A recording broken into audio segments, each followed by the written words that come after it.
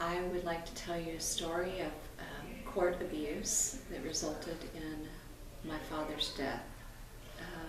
I live in Johnson County, Texas, and my father, who's been an entrepreneur his whole life, died in pretrial detention from an original traffic-related violation where he was held on too high bail from a breach of probation, and he was dead 3 weeks later. He was incarcerated in Johnson County Jail, where he came down with a bad cold that went untreated.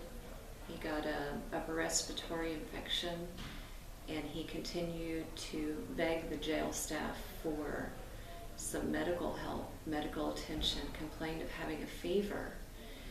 He was 69 years old, and they refused to treat him.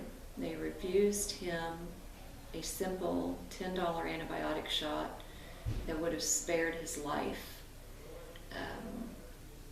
He suffered every day with a high fever, and the fever got worse and worse to a point where it essentially fried his brain. The fever went unchecked for a couple of weeks, where his whole body went septic from the upper respiratory infection that turned into septic pneumonia. And when that happens, the whole system of organs starts shutting down, and he basically coded behind bars. And when they found him, he was catatonic, not breathing. They shocked him and brought him back to life, where he later died a few days later in the hospital. He had, while he was suffering during that 3 weeks of pretrial detention as an innocent man, because of course the presumption is innocence and not guilt, he had begged for relief. He had begged for a blanket, complaining about being cold. The jail staff refused to even give him a blanket, and every time he requested medical attention, he got nothing. They knew he was sick. They knew that he needed medical attention, and they absolutely refused. And this is part of the pattern and practice of what's going on in Texas jails. My father was 69 years old. He was a man known for helping people.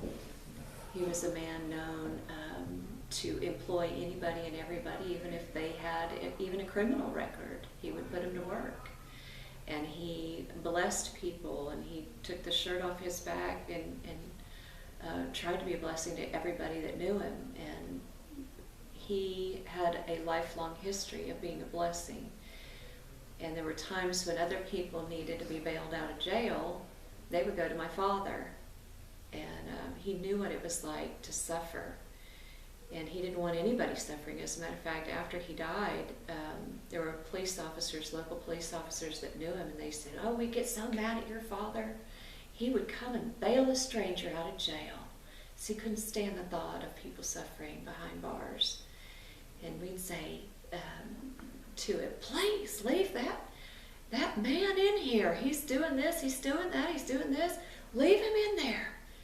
And my father would say, "Here's the money. Get him out." He couldn't stand to see other people suffering, and yet when it was time, sadly, he died behind bars, incarcerated, innocent of any crime. And he was held, and they knew he was sick, and they absolutely refused medical attention. Sadly, I filed suit. It took me 2 years to find an attorney willing to fight this civil rights suit in federal court. I got turned down by many attorneys. They didn't care about jail detainees' deaths, didn't care. I'd hear it over and over again. I went and told my story multiple times to multiple attorneys. Finally, it took 2 years to find an attorney to take the case. We sued, and we won in federal court. It took a while. My father died in 2011. Again, 3 weeks pretrial detention, dead of septic pneumonia, and it took another 5 years before there was finally restitution for the loss of my father's life. He died at 69 years old. He'd been healthy and strong his whole life. and they absolutely refused an antibiotic shot. This is something that's happening all over, rampant medical neglect in our jails. It's a big problem.